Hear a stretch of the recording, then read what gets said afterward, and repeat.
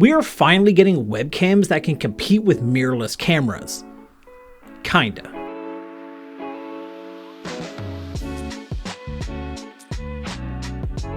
Before we start the video, OBSBOT did send me out the Tiny 2 for a review, but they're not paying me or anything, so all these opinions are my own. If you guys do like this video, don't forget to leave a like, comment, and subscribe. It really does help me out a lot. And if you guys are looking for any of the products I'm showing off or using to film, I have all my affiliate links down in the description below. The OBSBOT Tiny 2 is a 4K webcam that has a 2-axis gimbal that can track you anywhere in your room, but we'll talk about the tracking later in the video. Let's just focus on the camera first.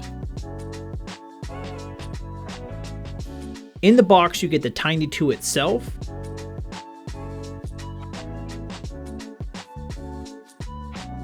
a long USB to USB-C cable, and a magnetic mount for your monitor.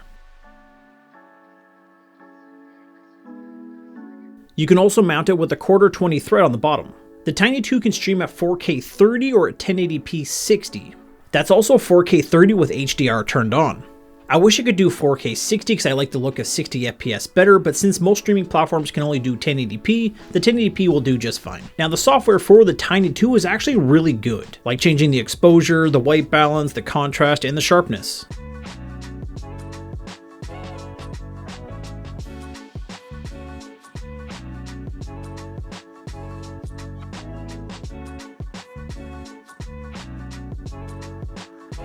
The only real issue is with the RGB in the back. They're always super overexposed, even on low brightness. They also have a beauty mode tab, but using any of the modifications heavily distorts the video, making it unusable in my opinion.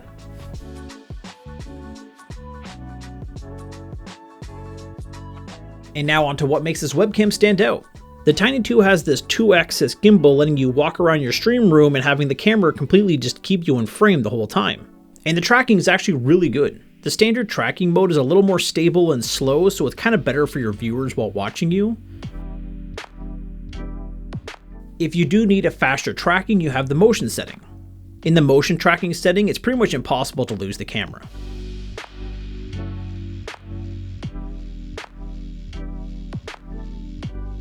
The close-up setting will zoom you in as you move away from the camera to keep you, well, close up. And the upper body setting will crop off your legs and just keep your upper body in frame. The lower body setting, we're not going to really talk about that. You can set 3 camera zones for your Tiny 2 to point at if you don't like the tracking feature. So if my cat ever came on stream, I can have a preset area to show Lola to my viewers. There's a few ways to control your Tiny 2, and the cheapest and easiest way to do it is by voice controls. All the voice controls I tested were super quick and worked every time. Sleep, Tiny. Hi, Tiny.